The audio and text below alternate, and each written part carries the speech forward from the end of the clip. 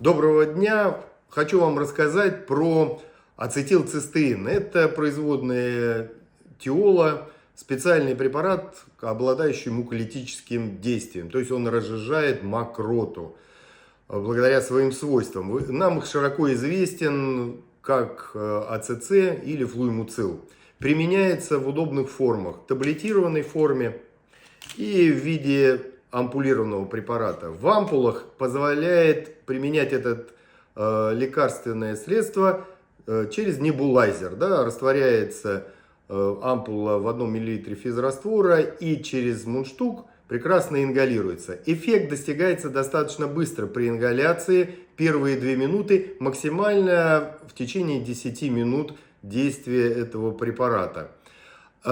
При применении его внутривенно либо таблетированно в дозе от 1200 мг